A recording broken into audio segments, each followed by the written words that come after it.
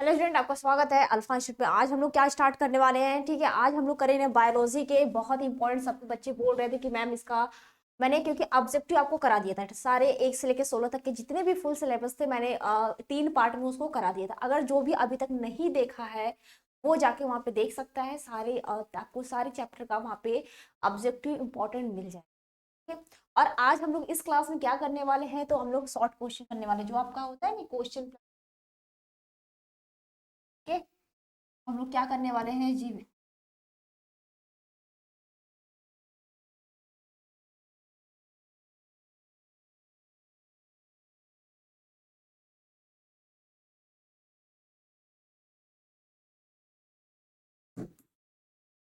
Biology का हम लोग क्या है, 1 से लेकर 4 तक, 1 से लेकर 4 तक जितने भी आपके महत्वपूर्ण प्रश्न हैं प्रश्न करेंगे। ठीक है, सब्जेक्टिव प्रश्न।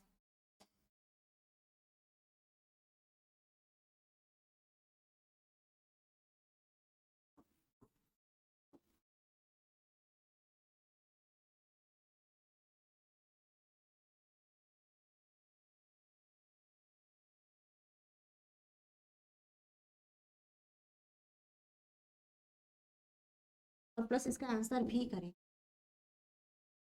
ठीक है, तो क्वेश्चन आंसर दोनों करने वाले हैं इस क्लास में। सब कुछ करेंगे बढ़िया से। मैं उसका आंसर भी बताऊंगी, कितना आंसर कैसे लिखना है, सब कुछ एक एक क्वेश्चन के तरीके से बताऊंगी।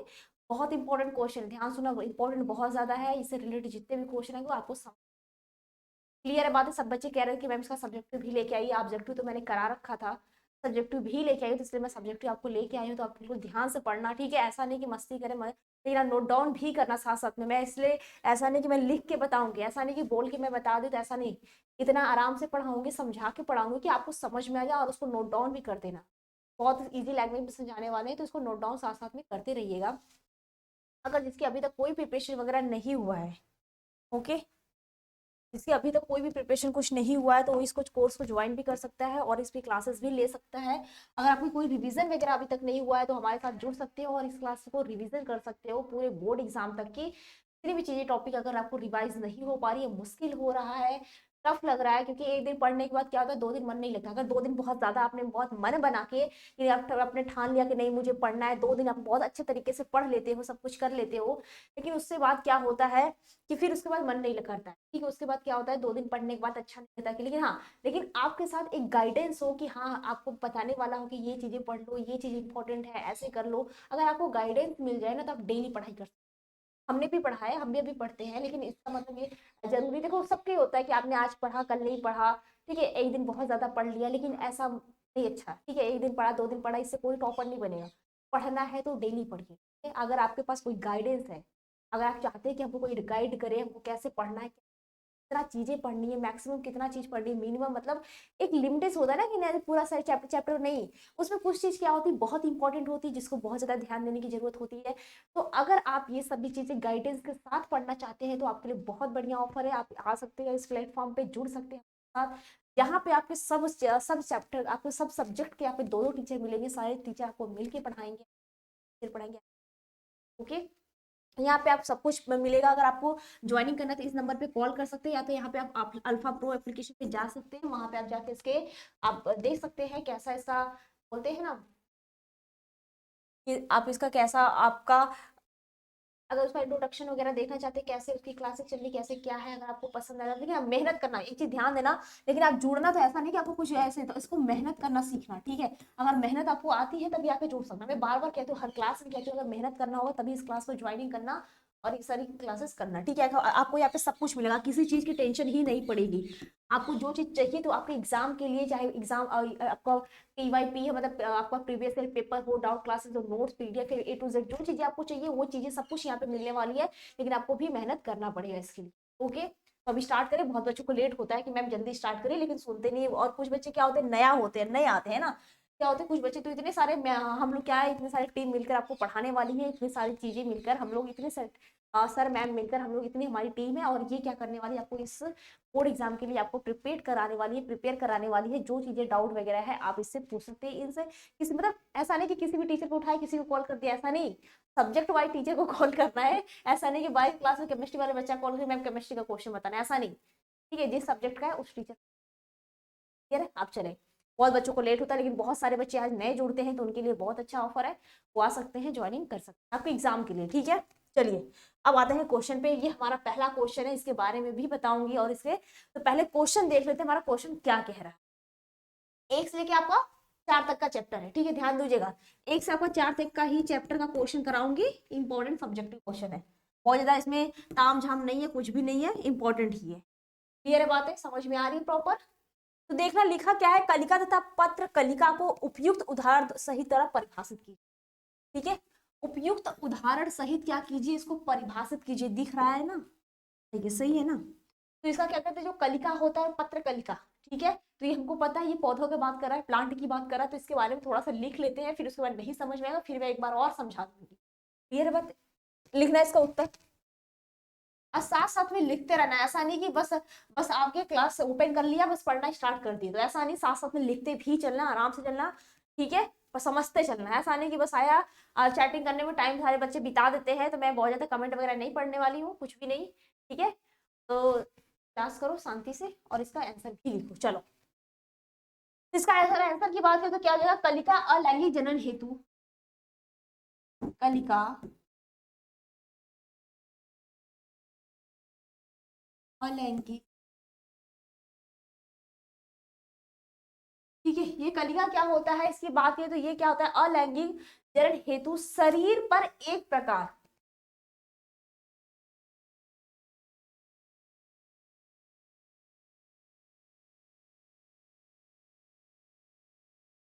ठीक है, क्या हो जाएगा, शरीर पर एक प्रकार की कायिक प्रक्रम है।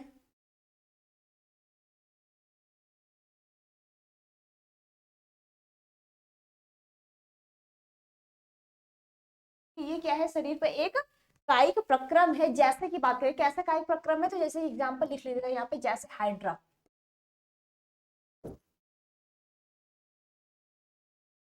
ठीक है, हाइड्रा देखा होगा। तो इसकी बात करें, अगर कलिका पत्र कलिका की बात करें, उसमें उदाहरण की बात करें, एग्जांपल जैसे जैसे में क्या एग्जांपल, तो ये लिखना है कि कायिक जो होता है, अगर कलिका की बात करें तो ये क्या होता है, हमारा लैंगिक जनन होता है, मतलब उसके बॉडी का अगर कोई पार्ट होता है, जैसे ये आपका हाइड्रा है, तो ये क्या करता है, आपको कुछ टाइम बाद उसका जो बड निकलता है, ठीक है, ध्यान सुनेगा। जैसे मान लो ये आपका प्लांट है, ठीक है, ये आपका प्लांट है जिसका बड निकला हुआ है, तो ये कुछ टाइम क्या होता है, कुछ टाइम बाद ये मैच्योर हो जाता है, मैच्योर होकर ये क्या है, जो मदर प्लांट होता है, ठीक है,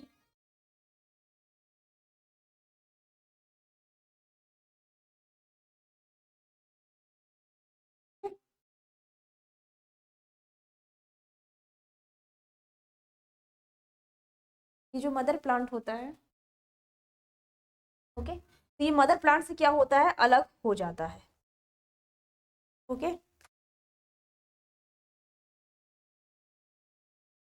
ये क्या होता है, कुछ टाइम बाद ये जो होता है ना मदर प्लांट से ये अपना अलग बना के अगला अलग प्लांट का फॉर्मेशन कर लेता है। तो अलग ही जनन का मतलब यही होता है कि इसमें जो प्लांटें होती हैं, जो बॉडी होता है, इसमें क्या, इसके बॉडी से किसी भी पार्ट से हम लोग क्या करते हैं, एक नया प्लांट, इसमें किसी भी मेल या फीमेल पार्ट की जरूरत नहीं पड़ती कि नहीं मेल प्लांट होगा फीमेल प्लांट होगा तो उसके बाद क्या होगा, एक नया प्लांट का फॉर्मेशन होगा।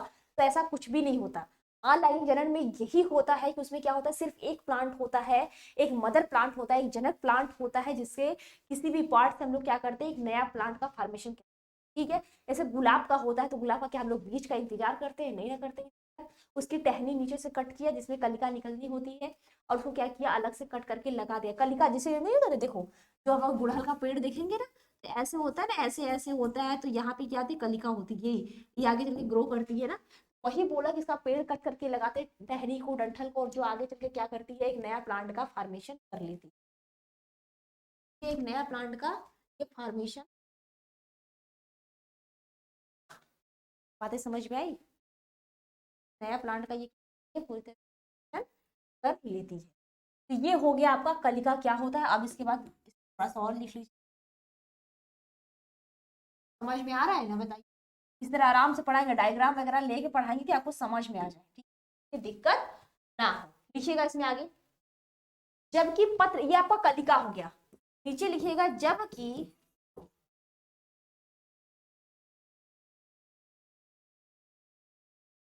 ठीक है, क्या हो जाएगा, जबकि आपकी जो पत्र कलिका होती है आवृत बीजी जो पौधों में,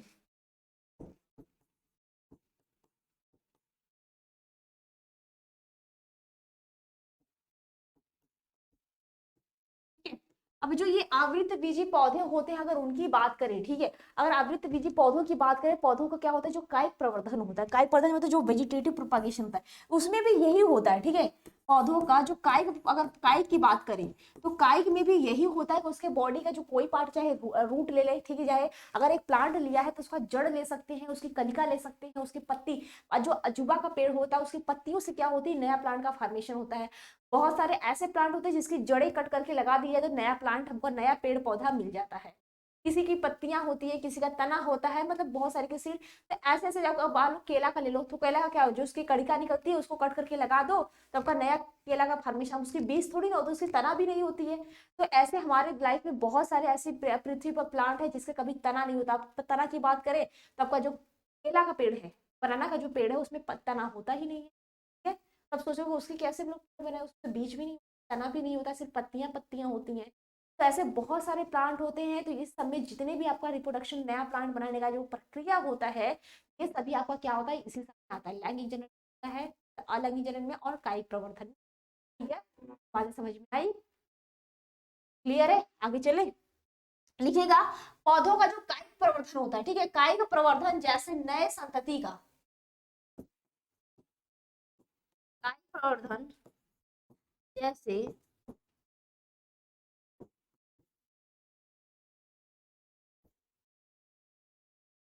ठीक है, कायिक प्रवर्धन की बात कर रहा है, जैसे इसमें क्या होता है, जो नई संतति, नई संतति का मतलब जो उसका नया प्लांट का फॉर्मेशन होता है, ठीक है।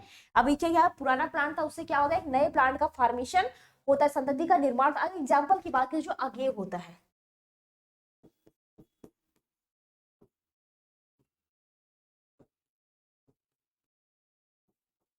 ठीक है, इसमें एग्जाम्पल लिखिएगा, जैसे, ठीक है, जैसे इसमें एग्जाम्पल क्या क्या लिख सकते हैं, अगेव का पत्र पलिका,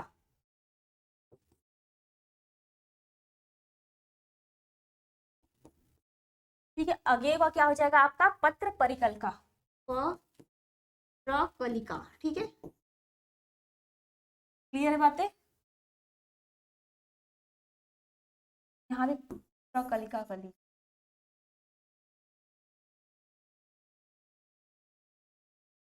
ठीक है। तो ये हो गया आपको पहले क्वेश्चन का आंसर, हो गया, समझ में आ रहा सबको, सबका हो गया। साथ साथ में लिखते भी चलिए, ऐसा नहीं कि आप ही लिखेंगे, साथ साथ में इसको लिखते भी चलिए, ओके।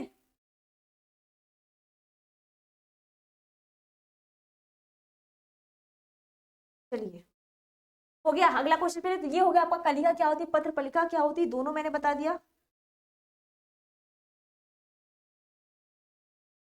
आगे लिखिएगा, नेक्स्ट क्वेश्चन पे चलते हैं, ठीक है। अगला क्वेश्चन है, पुंकेसर तथा स्त्री केसर को नामांकित चित्र द्वारा परिभाषित, ठीक है। पुंकेसर और स्त्री केसर को क्या बोला कि आपका नामांकित चित्र के द्वारा परिभाषित कीजिए। ये क्वेश्चन हमारा है, पुंकेसर का स्त्री नामांकित चित्र द्वारा। सेकंड क्वेश्चन हमारा है, जो स्त्री केसर है, पुंकेसर से उसका नामांकित चित्र द्वारा क्या करना है, इसको परिभाषित करना है। इसमें मैं एक चीज बता दूं, इसका डायग्राम मैं अभी बताऊंगी, डायग्राम कैसा है, ठीक है, उसका पीडीएफ दिखा देते हैं डायग्राम, क्योंकि बनाने में, तो जो पुंकेसर होता है तो उसकी बात करें, जो आपका पुंकेसर होता है, ये आपका मेल वाला फ्लावर होता है, ठीक है, मेल जो पुष्प होता है, अगर बात करें जो मेल फ्लावर होता है, ठीक है, उसको बोलते हैं। और बात करें जो स्त्री केसर का होता है, ये आपका क्या होता है, जो फीमेल फ्लावर होता है, वो फीमेल फ्लावर होती है, उसको बोला जाता है। अब इसका डायग्राम देख लीजिए, पहले डायग्राम ही बताना है, डायग्राम जो होता है, ठीक है। तो ये इसका क्या होता है, पराग कोश होता है, दिख रहा है ना, क्या होता है, इसका पराग कोश होता है। अगर पहले डायग्राम की बात करिए, आपका पहले डायग्राम की बात करूँ तो ये क्या है, एक प्रारूप पुंकेसर का प्रारूप डायग्राम है। और जो बी वाला है, बी वाला डायग्राम की बात करूं, ये क्या है, एक पराग कोश का है, जो इसकी वर्क की बात करते हैं। और जो सेकंड वाला है, ये जो है, ये क्या है, प्रारूप स्त्री, मैंने अभी बताया। ये इसका अंडाशय भाग है, ये किस में होता है, फीमेल फ्लावर में होता है, वर्तिकाग्र। और ये आपका जो है वर्तिका, जिसको इंग्लिश में बोलते हैं स्टिग्मा, ठीक है, जिसको इंग्लिश में क्या बोलते हैं, स्टिग्मा। और ये आपका परागकोश है, ठीक है, ये आपका तंतुमंडल है, जो डंठल होती है, जहाँ पे होते जो पकड़ने वाली होती है। और ये आपका परागकोश है, ये आपका पॉलन ग्रेन, ठीक है, जिसको परागकण, बातें क्लियर होगी। और ये परागकण होते हैं, ये काफी हल्के होते हैं, सूक्ष्म होते हैं, कि वायु शरीर में उड़ जाए और पॉलिनेट कर सके, ठीक है। या तो कोई तितली वगैरह भी पड़े, कीट पतंगे भी वहां पे बैठे तो ये आपका कोऑर्डिनेशन की क्रिया जो है वो नीचे बातें। ये हमारा सेकंड डायग्राम। डायग्राम क्या था, इसमें क्या कौन कौन सी बातें थी, ये दोनों मैंने विद अच्छे से समझा दिया। क्लियर है बातें, बताइए। बहुत लंबी क्लास नहीं लूंगी, पहले ही बता दिया बहुत लंबी क्लास नहीं है। चाहे आपका 7 क्वेश्चन है, सातों करा के 2 हो गया। इसके बाद और देख लेते हैं अगला प्रश्न पे चलो। अगला क्वेश्चन है निम्नांकित को केवल क्या कीजिए, ठीक है, निम्नांकित को केवल नामांकित चित्र द्वारा, देखिए चित्र द्वारा भी बहुत सारा क्वेश्चन पूछ, बहुत ज्यादा बार पूछता भी है, द्वारा दर्शाएं। क्या है दर्शाना, जीवाणु कोशिका में द्विखंडन कैसे हो जाए। अभी देख लीजिए जीवाणु कोशिका क्या होती है, इसमें द्विखंडन कैसे होता है, ये सभी चीजें मैं आपको बता दी। क्लियर है बातें, ठीक है, इतनी बातें समझ में आई। ठीक है, तो इसके बारे में क्या है, थोड़ा सा एक बारी दो लाइन है, 2 लाइन इसको पढ़ लेते हैं, उसके बाद इसको समझा देते हैं। अच्छी तरीके से इसको समझ लीजिए। अगर बैक्टीरिया की बात करूँ, ठीक है, अगर बैक्टीरिया की बात करूँ तो बैक्टीरिया क्या होते हैं क्या नहीं होते हैं, इसकी बात करूँ, ये क्या क्या होते हैं, ठीक है, इसकी बात कर लेते हैं। चलिए लिखिएगा इसमें बैक्टीरिया के बारे में, इसका आंसर करिएगा। ठीक है, जीवाणु के बारे में, ठीक है, देखिएगा इसमें बैक्टीरिया कोशिका का विभाजन, इसमें बैक्टीरिया का विभाजन क्या बोल रहा है कि इसमें क्या होता है, बैक्टीरिया कोशिका के विभाजन की बात करें, कोशिका का विभाजन 2 पुत्री कोशिका में होता है।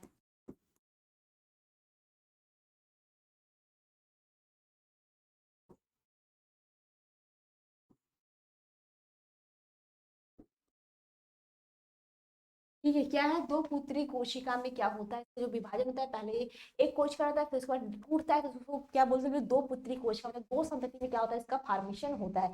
तथा जो प्रत्येक कोशिका होता है, ठीक है, प्रत्येक में क्या होता है, गुणसूत्र की संख्या तथा प्रत्येक में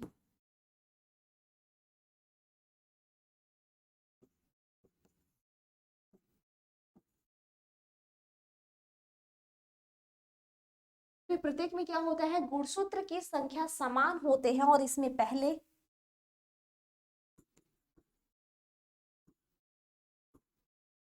समान होते हैं। ठीक है, दोनों में क्या होता है, जो गुणसूत्र होता है जो बीच में होता है, उसकी अभी मैं बताऊंगी, डायग्राम दिखाऊंगी, डायग्राम के बाद उसको बताऊंगी। सब टेंशन मत लो कि क्या है कैसा डायग्राम, इतना टेंशन मत लो, मैं डायग्राम भी दिखाऊंगी। ठीक है, ये गुणसूत्र की संख्या क्या होती है, इसमें बिल्कुल इक्वल होती है। समझ में आया ये बात है कि इसमें गुणसूत्र की जो संख्या, इससे मान लीजिए अगर ह्यूमन की संख्या बताए, इसमें गुणसूत्र की संख्या बताए तो 46 होती है।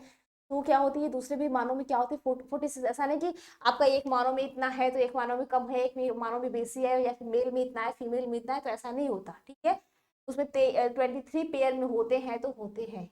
ये बात है, हर ऐसा नहीं कि एक मानव का शरीर में हजारों लाखों करोड़ों अरबों कोशिकाएं हैं, ठीक है, तो उसकी एक कोशिका में कुछ और गुणसूत्र होगी, एक कोशिका में कुछ और गुणसूत्र की क्रोमोसोम की संख्या होगी, ऐसा नहीं है। सब में 46 ही होता है। ओके, सभी में इक्वल होता है, बिल्कुल समान होता है। सारे एक ह्यूमन की सारी कोशिकाओं में जो गुणसूत्र की संख्या होती है वो बिल्कुल क्या होती है, समान होती है, इक्वल होती है। इतनी बात समझे। और इसमें क्या होता है, पहले केंद्रक तथा बाद में कोशिका विभाजन होता है। ये चीज ध्यान दीजिएगा, इसमें पहले केंद्रक, ठीक है, इसमें क्या होता है, पहले केंद्रक तथा बाद में कोशिका तथा बाद में, ठीक है, तो इसमें क्या होता है, बाद में क्या होता है, कोशिका द्रव्य एवं कोशिका भित्ति का विभाजन होता है। कोशिका द्रव्य एवं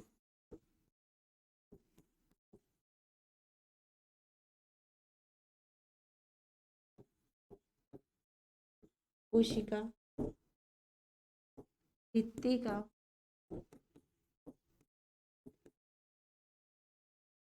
विभाजन।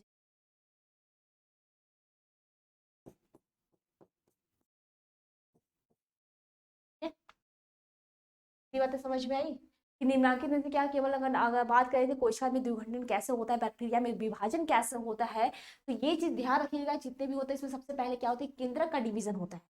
ठीक है, अगर मान लीजिए ये आपकी कोशिका है, ठीक है, ये आपकी कोशिका है, यहाँ पे केंद्रक है, तो सबसे पहले अगर दूसरी कोशिकाएं बनती है तो पहले सेल नहीं बनेगा, पहले केंद्रक का डिवीजन। इसमें क्या होता है, केंद्रक टूट के क्या होता है, 2 होता है, उसके बाद इसके द्रव्य का विभाजन, उसके बाद कोशिका का।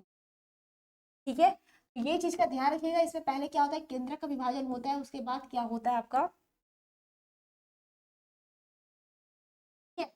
तो ये चीज ध्यान रखिए, इसमें बैक्टीरिया कोशिका का क्या होता है विभाजन, इसमें क्या होगा, दो पुत्री कोशिकाएं, देखिएगा यहाँ से देखिए, ये देख रहे हैं डायग्राम दिख रहा है आराम से, प्रॉपर सही दिख रहा है ना। इसमें देखिए बोल के पहले अगर डायग्राम की बात करूँ, ये आपका क्या हो गया, न्यूक्लियस हो गया, और ये जो होगी आपकी कोशिका भित्ति होगी, ठीक है। ये क्या होगी, आपकी कोशिका, मैं कोई और कलर लिखती हूँ जो आपको दिख, ये बाहर की क्या होगी, कोशिका भित्ति हो गई, और ये बीच में क्या हो गया आपका, ये न्यूक्लियस हो गया, ठीक है, जिसमें डीएनए भी प्रेजेंट होता है। अब इसके बाद क्या हो रहा है, कोशिका का लंबन, जिसका मतलब डिवीजन हो रहा है, ठीक है, डिवीजन हो रहा है, और इसके अंदर क्या है, प्लाज्मा झिल्ली है। क्लियर है बात है। अब देखिए ये जो डिवीजन होता है, सबसे पहले क्या होता है, केंद्रक का डिवीजन होता है, ये अनुप्रस्थ होता है, ठीक है। उसके बाद जब होगा सी वाले में, बी वाले में क्या होगा, केंद्रक का डिवीजन हो गया। अब देखिए उसके बाद ये कोशिकाओं का विभाजन हुआ है, फिर जो द्रव्य का विभाजन होता है, उसके बाद कोशिकाओं का विभाजन होता है, फिर यहाँ पे क्या होता है, डी वाले में आपकी दो पुत्री कोशिकाओं का मिल जाता है। बातें समझ में आ रही है। ध्यान दीजिएगा, सबसे पहले क्या होता है, केंद्र का विभाजन होता है, फिर कोशिका द्रव्य का विभाजन होता है, उसके बाद आपका लास्ट में क्या होता है, कोशिका भित्ति का विभाजन होता है। जितनी बातें क्लियर है बताइए, अगले क्वेश्चन पे चले। ठीक है, अब चलते हैं अपने नेक्स्ट प्रश्न पे, देखते हैं हमारा अगला प्रश्न क्या है। ओके, अगला क्वेश्चन है, मानव अंडाशय के अनुप्रस्थ काट का स्वच्छ नामांकित चित्र बनाइए। ठीक है, इसमें भी आपका डायग्राम है, डायग्राम वाला क्वेश्चन काफी ज्यादा है, दे रखा है, 1 से 4 तक में डायग्राम है, तो इसलिए जितने डायग्राम वाले में थे मैं अलग से ले आने के बजाय आपका एक ही मिले, इसी में 1 से 4 तक में जितने भी आपके थे मैं लेके, ठीक है, शॉर्ट क्वेश्चन सब्जेक्टिव। क्लियर है बातें, तो सुनिएगा, मानव अंडाशय के अनुप्रस्थ काट का स्वच्छ एवं नामांकित चित्र बनाइए। तो मानव अंडाशय, अगर अंडाशय की बात करेगा, कभी कभी क्या पूछता है, ये पूछता है कि मानव में अंडाशय किसमें होता है, मेल में होता है या फीमेल में होता है, ठीक है, मेल या फिर फीमेल, ये किसमें होता है, फीमेल में। कभी कभी ऑब्जेक्टिव में ऐसे भी घुमा के क्वेश्चन पूछता है कि मानव अंडाशय किससे संबंधित, या फिर मानव अंडाशय किसमें पाया जाता है, एक्रोसोम किसमें पाया जाता है, ठीक है, एक्रोसोम आपका फीमेल में पाया जाता है, ठीक है, मेल में एक्रोसोम क्या होता है, मेल में, लेकिन ये आपका अंडाशय क्या होता है, इसमें फीमेल में पाया जाता है, ठीक है। इसका डायग्राम देख लेते हैं, इसका डायग्राम आपका ये है, ठीक है, ये डायग्राम आपका है मानव अंडाशय का अनुप्रस्थ काट, ये इसका प्रॉपर डायग्राम है, दिख रहा है, सही दिख रहा है डायग्राम ना अच्छे से।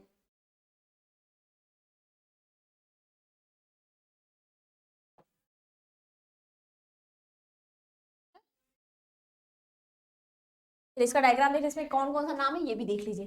पहला इसमें जो बाहरी, इसमें क्या बोलते हैं इसको, ये द्वितीयक पुटिका बोलते हैं, और ये हमारी क्या है, प्राथमिक पुटिका, इसके अंदर ये जो है, ठीक है, ये इतना बड़ा वाला है, इसमें दिख नहीं रहा प्रॉपर तरीके से, वहां पे दिख रहा है सही से, ये प्राथमिक पुटिका है। और जो ये चीजें हैं ये आपकी क्या है, रक्त वाहिकाएं हैं, जो रक्त की ब्लड होती है आपका, और ये क्या है आपका कार्पस लूटियम है, यहाँ तक वाला जो है आपका कार्पस लूटियम है, और ये जो आपका है ये भूमिक्त, ठीक है, विमुक्त पुटिका है। और इसकी बात करें, ये जो आपका है परिपक्व पुटिका, ये हो गया मानव अंडाशय का अनुप्रस्थ काट, ठीक है। बातें समझ में आई, कुछ लिखना नहीं था, सिर्फ डायग्राम था, जो चीज वाला होगा वो हम बता, समझ में आया प्रॉपर बातें। ठीक है, अब चलते हैं अपने अगले प्रश्न में, ठीक है, नेक्स्ट क्वेश्चन पे चलते हैं। पांचवा है, बंध्याकरण से आप क्या समझते हैं, कि नहीं दो विधियों का नाम बताइए। बंध्याकरण मतलब समझ रहे हैं, मतलब ऑपरेशन विधि, ठीक है, जो प्रेगनेंसी क्रिएट होती है, मतलब ऑपरेशन के बाद क्या होती है, उनकी फैलोपियन नलिकाएं होती है वो काट करके बांध दिया जाता है, जिससे वो दोबारा प्रेगनेंसी क्रिएट ना हो, इसी बंध्याकरण। अब इसके किताबी भाषा में देख लेते हैं, ये तो मैं समझा दिया कि बंध्याकरण असल में होता क्या है। तो बहुत सारी प्रोसेस होती है, जिसमें क्या करते हैं, हाथ विधि होती है, मशीन विधि होती है, बहुत सारी विधियां होती हैं। इसका अगर एक वर्ड का मतलब समझे कि एक वर्ड में इसको क्या बोल सकते हैं, बंध्याकरण क्या समझते हैं, तो इसमें यही चीजें होती हैं कि उसमें क्या करते हैं, जो हमारी फीमेल में, महिला की बात, ठीक है, महिला की बात का, पुरुष में भी होता है, ठीक है, ऐसा नहीं कि पुरुष में ऑपरेशन नहीं होता है, उसमें भी होता है, उनकी भी नलिकाओं में क्या करते हैं, बांध देते हैं, इसके जो शुक्राणु होते हैं क्या करें, बाहर स्खलित ना, ठीक है।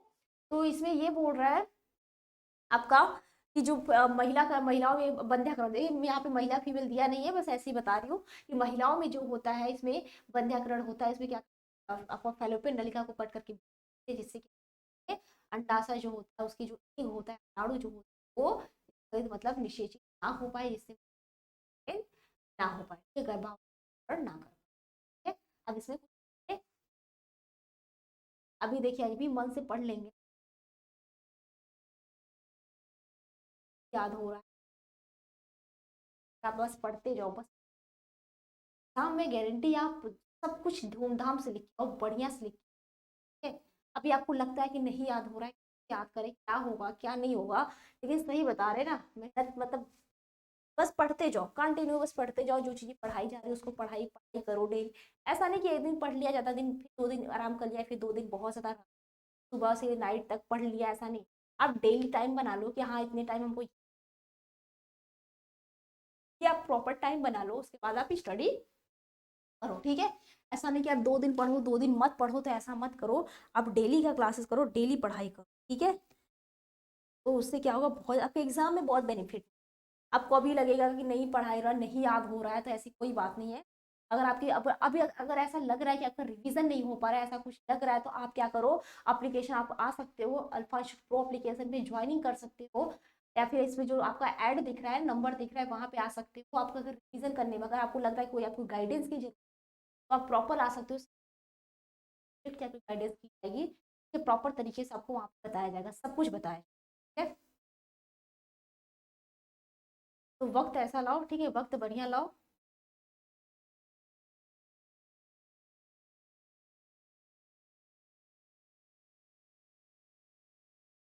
चलिए ठीक है, पढ़ते आगे।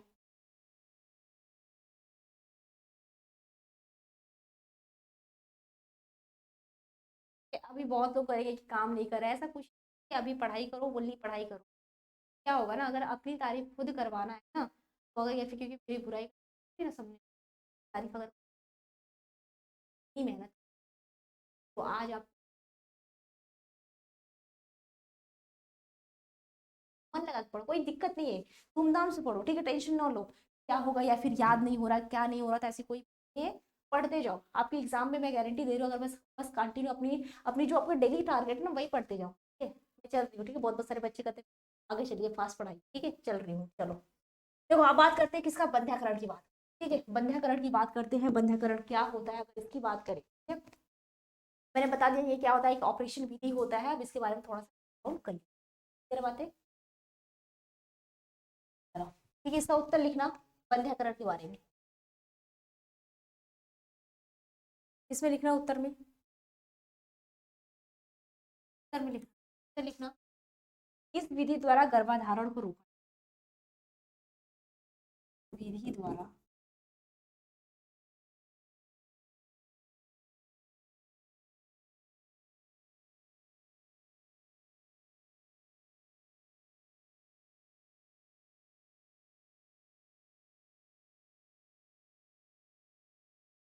ठीक है।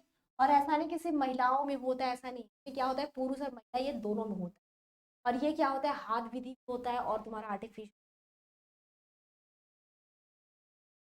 लिख लेना, ठीक लिखना, शल्य क्रिया द्वारा युग्मक संवहन को अवरुद्ध करके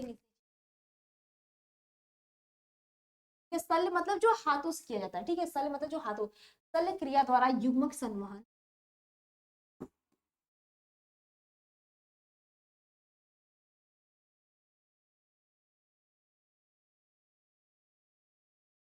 उसमें क्या होता है, शल्य चिकित्सा की बात करते हैं, इसमें क्या होता है, युग्मक संवहन द्वारा, ठीक है, वो अवरुद्ध करके निषेचन को रोका जाता है।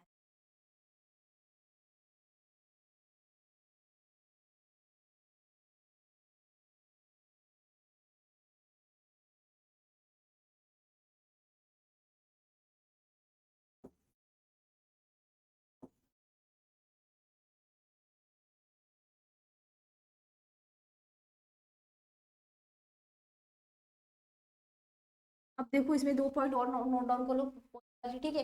नर में जो मेल की बात करी,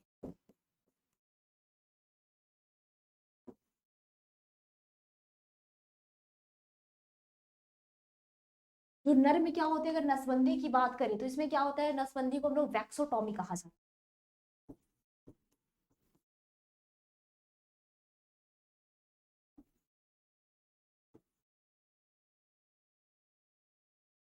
और महिला में, ठीक है,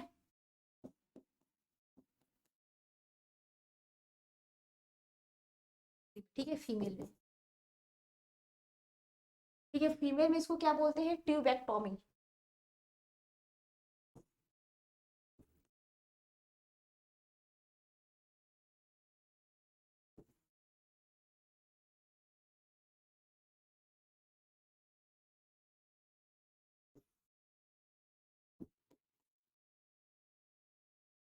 ट्यूबेक्टोमी कहते हैं। समझ में आया? ये हो गया आपका नसबंदी ने की विधियों का नाम लिखिए, तो विधियों का नाम लिख लीजिए आप लोग। इतनी बातें समझ में आई कि इस विधि में क्या, मैंने पहले भी समझा देता है, फिर से ये क्या करते हैं, प्रेगनेंसी रोका जाता है।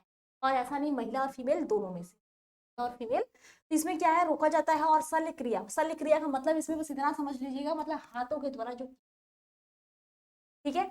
तो युग्मक संवर्धन को अवरुद्ध करके निषेचित को रोका जाता है। और जो नर में, जो मेल की बात करें, मेल में जो नसबंदी होती है, ठीक है, अगर मेल में नसबंदी की बात करें, ठीक है, मेल में अगर नसबंदी की बात करें, इसमें क्या कहते हैं, इसको वैक्सोटोमी कहा जाता है। और महिला में जो ऑपरेशन होता है इसको ट्यूबेक्टोमी। ऐसा नहीं, दोनों में होता है, ठीक है, दोनों में ऑपरेशन होता है ना, लेकिन दोनों में क्या होता है, उसका नाम अलग अलग होता है, ठीक है। नसबंदी होता है, एक नलबंदी होता है, ठीक है। इसमें क्या होता है, एक नसबंदी होता है और एक नलबंदी होता है, कहा जाता है, ठीक है।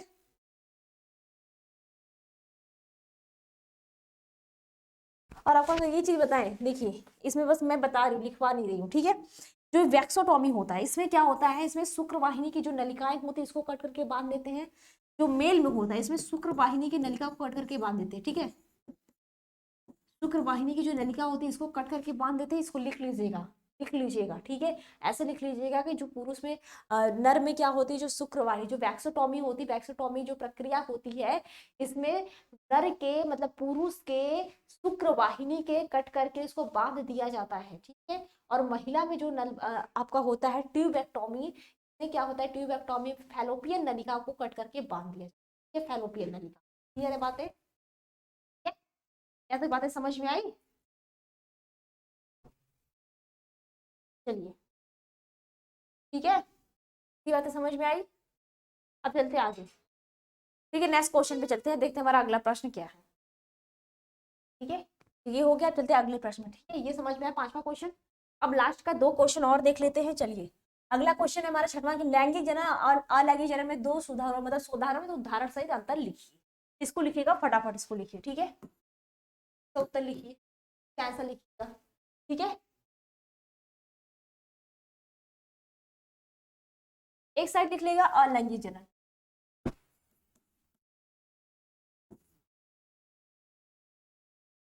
ठीक है, एक साइड लिख लीजिएगा लैंगिक जनन।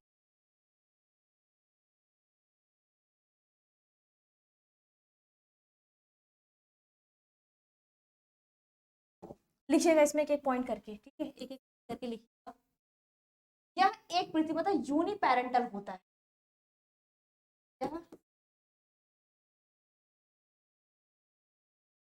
ठीक है।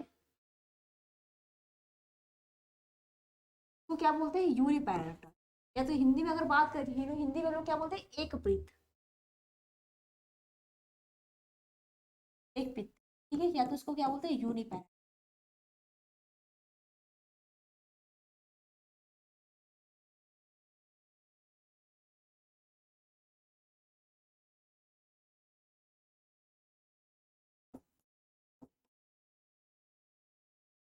अगर लैंगिक जनन की बात करें तो यह क्या प्राय द्विपृथ मतलब बाई पेरेंटल होता है,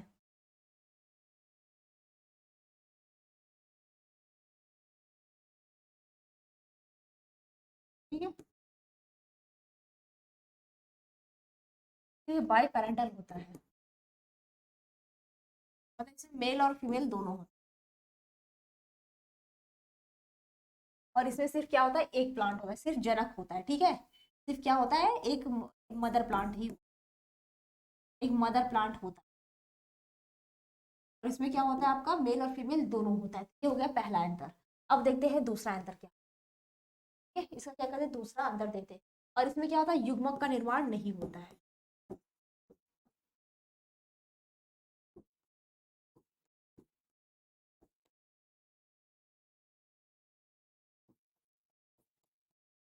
युग्मक मतलब जाइगोट। जाइगोट कब बनता है, जब क्या होता है, इसमें मेल और फीमेल जब मिलता है इसका ओवा, तो इसके बाद क्या बनता है, इसका जाइगोट बनता है। अब जब इसमें कोई मेल और फीमेल होगा ही नहीं तो जाइगोट कहाँ से बनेगा। लेकिन इसमें क्या होता है, आपका जाइगोट बनता है। इसमें क्या होता है, दूसरा पॉइंट अगर लिखेंगे, इसमें क्या होता है, इसमें जाइगोट का मतलब युग्मक का फॉर्मेशन होता है, युग्मक का निर्माण। इसमें क्या होता है, निर्माण होता है। समझ में आए बात, एक पॉइंट क्लियर है। इसमें एक दो पॉइंट और लिख लीजिए, ठीक है, एक दो पॉइंट और लिख लीजिए, लिखिएगा। इसमें समान पद्धति उत्पन्न होते हैं, किसमें, अलैंगिक जनन में, ठीक है। तीसरा,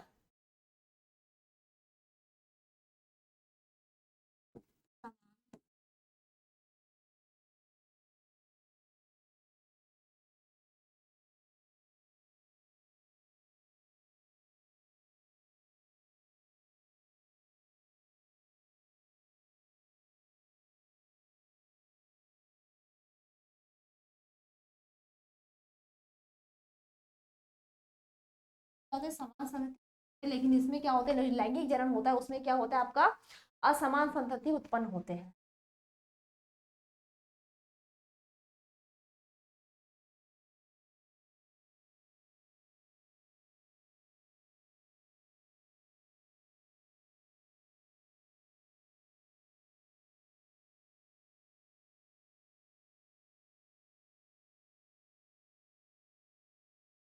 बातें समझ में आई? और ये क्या होता है, अलग, ये क्या होता है, कुछ ही जीवों में होता है, ये क्या होता है, ये कुछ ही जीवों में क्या होता है, ठीक है, ये कुछ ही जीवों में होता है, लेकिन ये लगभग क्या होता है, सब में समान होता है, ठीक है, ये लगभग लगभग सब में होता है, लगभग सभी जीवों में होता है। चौथा पॉइंट ये भी लिखिए, ये लगभग क्या होता है, सभी जीव। ये बातें समझ में आई यहाँ तक, बताइए। क्लियर पॉइंट लिख सकते हैं अभी।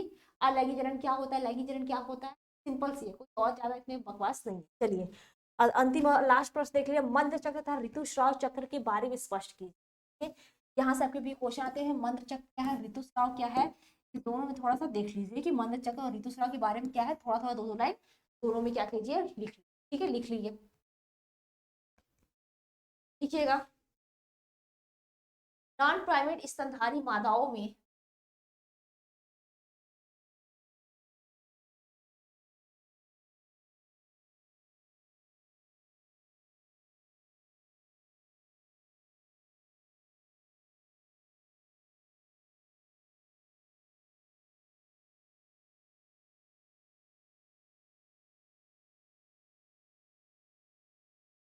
मादाओं में मतलब, मादाओं मतलब जो फीमेल प्रजाति हो, ठीक है, मादाओं में जो होता है, में होने वाला प्रजनन में अंगों में क्या होता है, चक्रीय परिवर्तन होता है, ठीक है।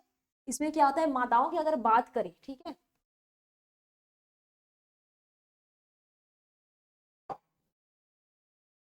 अगर मादाओं की बात करें, इसमें क्या होता है, स्तनधारी मादाओं में होने वाले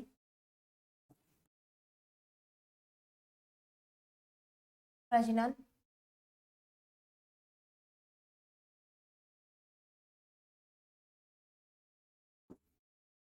चक्रीय परिवर्तन,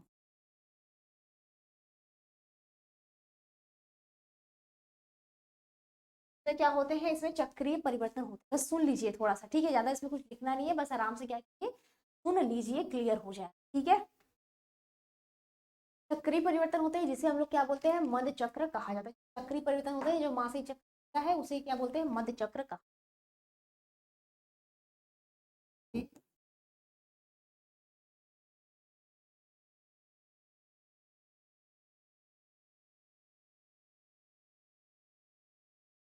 अगर जैसे की बात करें, कि अगर इसमें कुछ एग्जांपल की बात करें, जैसे की बात करें, जैसे कुत्ता, गाय, बिल्ली होता है ना, कुत्ता हो गया,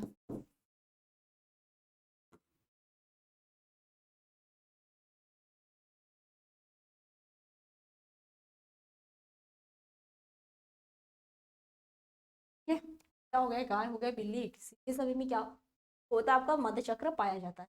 अब देख लीजिए ऋतुस्राव किसमें होता है, ठीक है, अब देख लीजिए ऋतुस्राव किसमें होता है। ऐसे स्तनधारियों में प्रजनन काल में, ठीक है, इसको सुन लीजिए, ऋतुस्राव का लिख लीजिए, उसके बाद सुन लीजिए।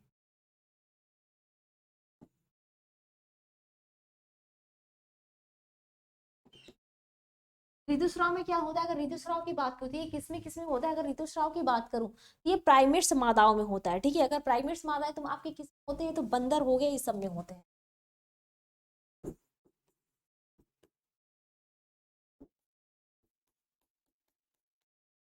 जैसे लेकिन हाँ, जितना बोल रहे हो उतना भी लिखिएगा, ठीक है। ऐसा नहीं कि बस वैसे जितना लिखवा रहे हो उतना नहीं, कुछ बोलूंगी उसको भी नोट डाउन करना पड़ेगा, ठीक है। कुछ बोलूंगी उसको भी नोट डाउन करना पड़ेगा। क्लियर है बातें? तो ऐसे लिख लीजिएगा, इसमें होता है, ठीक है। बंदर में हो गया, इसमें बंदर में होता है जो एप्स होते हैं, ठीक है, उसी की प्रजाति होता है। मनुष्य होता है, इस सब में ऋतुस्राव होता है, ठीक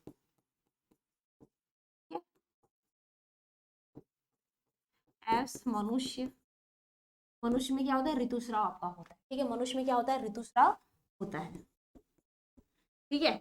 देखिए इन दोनों में अंतर क्या है सुन लीजिए। नॉन प्राइमेट्स और प्राइमेट्स हो गया, इसमें क्या होता है? इसमें अगर नॉन प्राइमेट्स की बात करें तो ऐसे जो मादाएं होती हैं, ठीक है, ऐसे अगर मादाओं की बात करें या फिर जो ऐसे मादाएं होती हैं जिनके क्या करते हैं जीवन काल की बात करें, या फिर ऐसे स्तनधारी होते हैं जो क्या करते हैं आपका सक्रिय हो जाते हैं, ठीक है। दिख रहा है ना, मतलब दिख रहा है, सही है ना। तो ऐसे जो मादाएं होती है जो क्या करती है सक्रिय हो जाती है, उनकी जो स्तनधारी की होती है, ठीक है। तो स्तनधारी के जो प्रजनन काल होते हैं इसमें क्या होते हैं आपका ऋतुस्राव, मंथ चक्र होता है। और जो आपका मनुष्य होता है, बंदर होते हैं, आपका ऋतुस्राव होता है। और ऊपर वाले में क्या होता है आपका मध्य चक्र होता है, ठीक है। आपका एक चीज ध्यान, जो आपका मध्य चक्र होता है इसमें एस्ट्रोजन की जो मात्रा होती है बढ़ जाती है, ठीक है। ध्यान दीजिएगा, जो मध्य चक्र होता है ये वाला, इसमें क्या होता है एस्ट्रोजन की मात्रा बढ़ जाती है, ठीक है। तो उसमें क्या होता है आपका मध्य चक्र होता है। ऐसे में जो नर होते हैं, जो मेल होते हैं, उसमें क्या होती है एस्ट्रोजन की मात्रा काफी बढ़ जाती है। क्लियर है पॉइंट?